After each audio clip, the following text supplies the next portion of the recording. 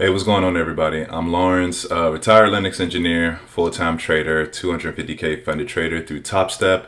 And this video is going to be about trading without fear, unlock the confidence you need to win big. But before we get started, I created a new community on school.com called Minimal Trading, Trade Less and Live More. So if you want to learn how to trade or if you want to become a better trader, go ahead and join my free community. It's free for right now. Eventually, I will switch to paid access because I'll be dropping a day trading course and other exclusive content starting December 1st.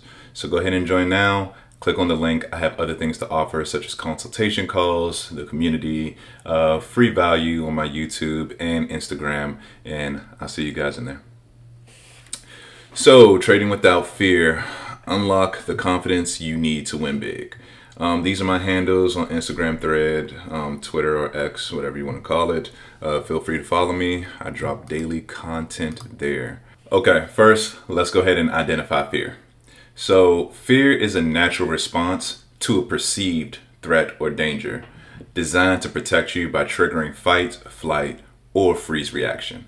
If you notice, I underline perceived because what we perceive things to be may not actually be what it is. So if we perceive something to be a threat or danger, and we're assuming or perceiving something, it may not actually be a threat or danger. And normally that comes down to, misunderstanding or misconstruing what the situation is, a faulty belief system or a flawed belief system.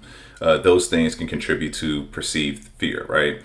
Like, for example, if you were in your bed at nighttime and you saw like a shadow figure and it might look like a person, immediately you're going to get scared. Your heart going to start racing. You're going to get nervous, right? But then you look a little bit closer or you turn on the light and it was just a chair with a coat on top of it that you put there yourself, right? And then you realize that there was nothing to be afraid of because it's just a chair. So that's why I underline perceived. And I want you to keep that in your mind as we move on. So when it comes to trading, we have four types of fear.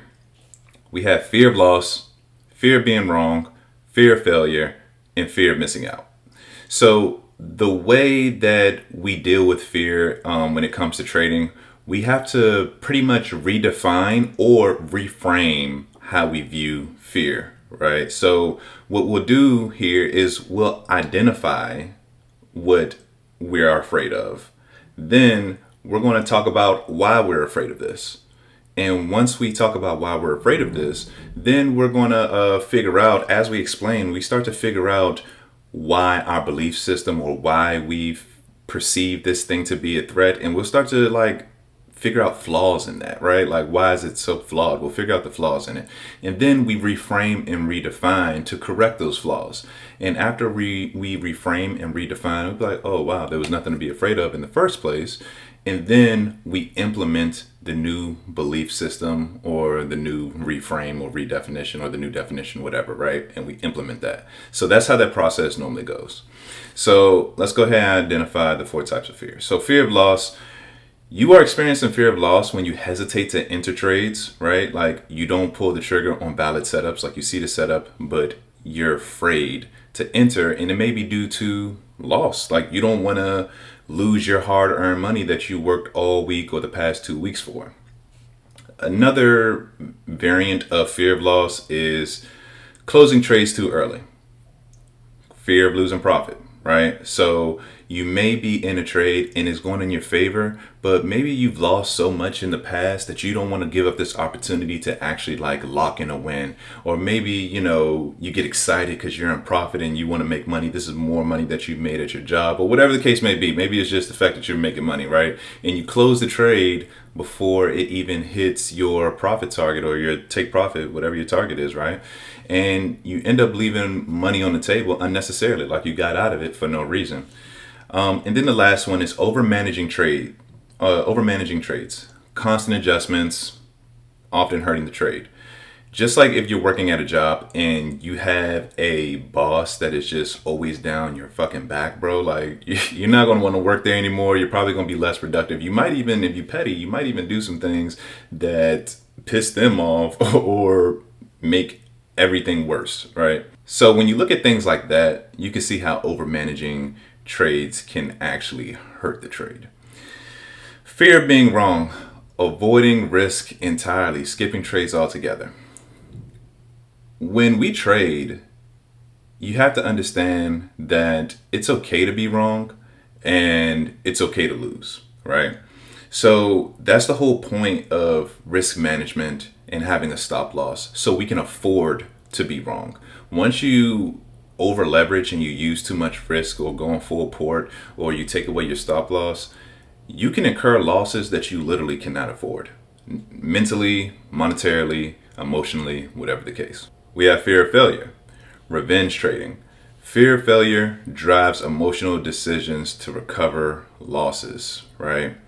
And I know this is a bit off topic, but during my process of trading, I've learned to redefine what a won trade is and what a lost trade is. Like normally people say, I won this trade, meaning I made money, or I've lost this trade, meaning I've lost money. But this kind of goes into my definition of what a lost trade is, which is succumbing to emotional impulses in hopes to override the uncontrollable, which is the outcome of the trade. So, lack of better terms, pretty much getting in your feelings and making irrational decisions, trying to force a win, right? So that is how I define a lost trade, which is pretty similar to the fear of failure. So we can all see how revenge trading can go downhill. I don't know if you've ever been to a casino and people lost money and they just keep betting, trying to get the money back. I need to get my money back, at least get to break even or a small profit. I promise God, if you can get me to a break even, Lord, I will stop. Knowing damn well you're lying. So whenever you get into that situation, just know, yeah. So then we have fear of missing out. Ignoring your plan, FOMO. You push impulsive trades outside of your strategy. Impulsive trades, me and impulsive trades have a very, very, very intimate connection. Like, there's a lot of traders that are fearful, and then there's a lot of traders that are greedy. And there's a very thin line between fear and greed, if you really think about it, right? So impulsivity can be on the greed spectrum and it can be on the fear spectrum as well. So whenever you see price pushing up and it might have left without you, or maybe your setup was there and you were hesitant, so I guess like fear of loss actually feeds on to the fear of missing out, right? You are gonna feel instant regret and you're gonna be like, man, I want that greed is gonna take over, right? You're gonna have fear of missing out. Like you want to be in there, like I don't want to miss out. So you do something impulsive or you do something pushy to do something emotionally wrong or emotionally decisive. Like it's just not good, right? So you push the impulsive trade outside your strategy.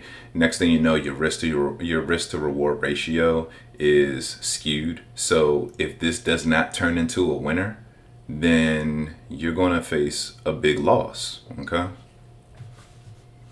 So moving on. Fear only lives in the future. So the thing is, we need to have a deep connection with fear to understand what it is, right? In order for us to overcome it. So fear in the present is really fear about the future. Right now, there is nothing to fear. We're living, seeing, and experiencing the now. There's no unknown in the present, right? And then fear boxes us in because because all we can do is act or freeze in the present moment. So, for example, what I'm saying is right now in this present moment, I'm in my room recording this video, right? I could allow fear to take over me by thinking, wow, what if I get 0 views on this video, right? I mean, why would I really, I'm thinking about the future, right? Like, why would I really trip about that right now where I think that I'm making good content. I'm in my house, I'm in my crib. There's nothing going on. There's nothing that's unknown about right now, right? So therefore, fear can only live in the future. So me thinking, oh, what if this doesn't get any views? Oh, what if people don't really like my video? What if, I edit this video and it turns out trash? Like everything is in the future, right? So the best way to cater to fear is to remain present, and what helps you remain present? This might be a little bit away from the subject, kinda, but meditation and mindfulness. That's the whole purpose of it. So the more you become aware, the more you become mindful, the more you meditate or practice meditation, you learn to become present in the now, right? So therefore, if you're present in the now and everything's okay, I'm in no danger, everything's fine, there's no reason to fear. So fear or excitement. The same adrenaline you get from excitement is the same you get from fear. How we interpret it determines if your trading experience is fun or a nightmare. This also goes back to how we perceive things, right? I don't know if you ever seen like The Matrix, right? The very first one, where the little bald kid had a spoon and he was bending the spoon, and then he told Neo like, okay, once you realize that it's not the spoon that's bending, but it's really you, then you'll figure everything out or whatever. So basically what he was saying was, the spoon never bends. The world doesn't bend. We bend the world based on our perception. So how we see things is normally how things are in our world. We all live on planet Earth, but we live in our own world, right?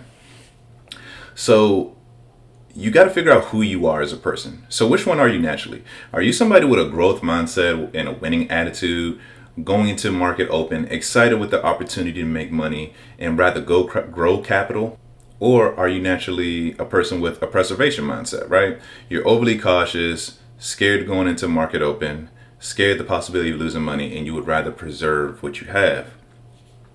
And there's no right or wrong answer here, because both are actually very important. Growth mindset thrives in great conditions, high probability setups, and in a winning trade, right?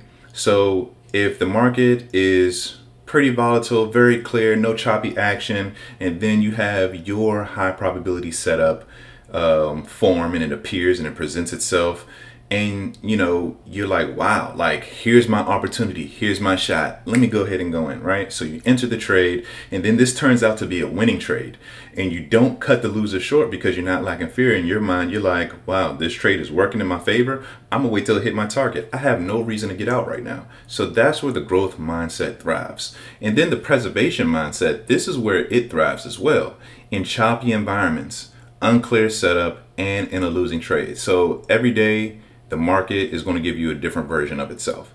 So if it's a choppy day and your setup presents itself, but it's a little sketchy, like it's unclear, you're not too sure, and you're like, okay, I want to make myself available, to possibly win this trade. Not great conditions, so I'm going to cut my size down. I'm going to preserve my capital.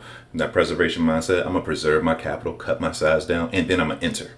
And then if it turns out to be a losing trade, because you have that preservation mindset, oh, let me go ahead and get out. I already knew this was some bullshit, cut it quick. And you got to have both, but you have to know both mindsets well enough to know when to apply it in each market condition or each situation. And the best way that you learn how to do this is by journaling extensively. Like journaling your thoughts, journaling what are you thinking, your inner dialogue while you're in a trade, before a trade, and after a trade. Journal pre, intra, and post trades. Okay? So moving on. Fear versus intuition. Don't confuse fear with intuition. Okay? And I want to go straight to the debunk the intuition myth, because I don't know why people put so much just intuition. I'm intuitive. I felt it in my gut feeling. That shit's cap. All right. Your intuition can be a true feeling with an unfavorable outcome. Meaning you may feel like something is wrong or right, and then you do it, and it can still be wrong. All right. So your intuition is not always right. It's a true feeling, listen to it, but understand that the outcome is random. And this is in life, not just trading. This is in life as well. The outcome is random, and you got to be okay with that.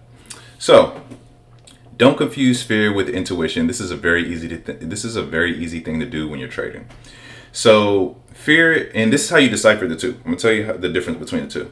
So fear is your mind's way of reacting to danger or uncertainty, pushing you to stop. Fear is loud and urgent. It shouts, stop, danger ahead. Intuition, on the other hand, is calm and clear. It's a quiet knowing that nudges you to move toward a move, right? Like you're going to perform an action. It's telling you to go ahead and do this. Intuition whispers, this feels right, go ahead and take the chance. Fear shouts don't, while intuition whispers try this. That's how you know the difference between the two. Not necessarily saying that fear is bad and intuition is good, but just recognize the two, and based on what your situation is, then you can decide which one to lean into. Because you can lean into fear and be like, you know what? I'm not about to do this. It's not worth whatever the outcome is going to be. So I'm just going to stop and I'm not going to do this. And then intuition could be based on something you might be working on. Maybe it's a new setup. Maybe it's like something you've been working on. Maybe it's a new setup and you want to try it in a live market. And you start to see that setup that you've been practicing on, and then your intuition was like, go ahead, give it a try. Give it a chance. You know what I'm saying? Go ahead and manage your risk, but go ahead and give it a chance. And it nudges you towards that. And that's intuition. Okay, so there are 3 types of fear responses, right? I've had the pleasure of experiencing all 3 on several occasions, right? And I'm pretty sure you guys probably heard of fight or flight. So we have flight, which is being more afraid of losing money than not making money, and you fly away from opportunity. And then you have fight, which is fights turn losing trades into winners, revenge trade until it's a green day or account is blown. Me, I'm a fighter. That's just naturally how I am. It's either I'm going green or I'm going to blow this fucking account. I'm slowly making my way out of this, and I'm doing pretty good. That's why I got a performance coach. But yeah, that's naturally me. And then we have freeze up. It's rare that I experience freeze up, but I have before. But fear stops you from taking action, allowing losers to run, and unable to enter a trade once signal. I remember when I first started trading, my biggest loss in the first year of my trading career was I played calls on Tesla back in 2021. I think it was like around August or September or something like that. And I lost $2,000 that day. And mind you, this is my first couple months trading. And the moment I played calls, didn't have no setup, just gambling, guessing. I was trading options. So I played calls, betting that the price was going to go up immediately in market open. That shit tanked and I froze. I'm talking about, and back then Tesla was like super volatile. So it was just shooting down, like no brakes, bro. All gas, no brakes. And I was just losing a bunch of money and I could not move for the life of me. And then a part of me was hoping that it was going to eventually turn around. It never did. I finally gained the strength to cut the loss. And yeah, I was down $2,000 that day. It's all about mindfulness. All this is about mindfulness and awareness, so you can recognize what state your body and your mental is in. So once you learn all these things, then you can journal and create a plan for each one of these situations whenever your autopilot or your amygdala or monkey brain takes over. And I'll talk about how the brain works in another video. So moving on. After I've explained everything pertaining to fear, what it is, the symptoms, all these things, we need an antidote for it. And here are the different antidotes depending on which one is best for you, right? So we have replace fear with desire, accepting yourself, never turn possibilities into probabilities. I like that one. Think in probabilities. Don't fear what you can't do anything about. Love to trade, and mental clarity, right? And feel free to learn all these things and kind of implement them all into one, because that's what I had to do personally. So when you replace fear with desire, understand your desire is more powerful than your fear. If you think about it, anything that you were afraid of, that you were scared to do, that you was just uncertain, your desire or your passion or your goals were stronger than that. So you went ahead and endured it, encountered it, and went through. For me, I'm a veteran. I was scared to join the military. I was in the Navy for 4 years. I was nervous to join the military. I ain't gonna say I was scared, but I was nervous to join the military. But my desire for success, it overrode that fear, okay? Accepting yourself. Don't try to get rid of your traits, build a relationship with them. This is a huge one for me. If you are very greedy, if you're a perfectionist, if you're fearful, don't try to take away that part of you, because it's already here. Instead, learn it, right? Inside and out. Identify it, break it down, understand why you feel this way, right? Then you start to learn the flaws in it. And once you learn the flaws in it, you can patch up those flaws and be like, okay, I know that this is not a healthy way to think about this, or this is not a good way to think about this. Instead, let me think about it like this, right? So then you reframe and redefine, and then you take that new perspective and that new definition, and then you implement it on a daily basis until it becomes your natural belief system. Never turn possibilities into probabilities. Don't create a situation that's possible, could happen, and make it probable, likely to happen, without evidence or stats. So our minds, and this is a mental blind spot that a lot of us don't know, that I didn't know until I read a few psychology books. This is a mental blind spot, and I forgot what it was called, but basically minds have the power to fabricate, create out of nowhere. You know, Fugazi, it's a daisy, it's a woozy, fairy dust, all that. Your mind has the power to like fabricate situations, stories, and all that when it's not even real. And then we act on these fabrications. So if you saw like price action do something, or if you're like chasing trends, every tick, you're checking every tick, and you're like, okay, this kind of happened. It's possible that this can come down. But it seems like it's like, yeah, anything can happen in the market. Yeah, it's possible, but you don't have no stats to back that. So don't trade anything that you haven't back tested, forward tested, and actually traded conservatively until you gain confidence and conviction into an objective and repeatable process and setup that you can do over time and yield profits. Okay. So don't fall into that. Don't fall in that. That leads also to impulsivity too, where you just like, and you confuse it with optimism too, like, oh, this could happen. I'm just being optimistic, just being positive. It's not about optimism. It's not about positivity. It's not about any of that. You are pretty much turning a possibility, which is a possibility, into something that is probable without any evidence or stats. So you're gambling. Okay, so we want to stay away from that. Only stick to setups that you've back tested and proven. Thinking in probabilities. Make a planned decision based on data, evidence, or stats that back up this decision. That also goes back to what we just talked about. Now, when we hear thinking probabilities, we normally think about Mark Douglas, like, don't think about each individual trade. If you have a setup or an edge that you're following respectfully, over a large sample of trades, you will come out on top, and that is true. But I also think of probabilities as individual trades. If you want to bring it down to a smaller scale, with individual trades, because sometimes it is hard to think big picture while you're in the heat of the moment. It's tough sometimes, and that's just in life in general. So if you want to bring it down to that level, the way I think about it is each trade, I always ask myself, what are the odds of me winning this one?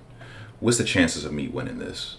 How much am I willing to lose to find out if this is going to be a winner? What are the odds? What is the probabilities here for this individual trade? And if I sit here and I base that, and what it does is it makes you think about your actual setup, which is the baseline.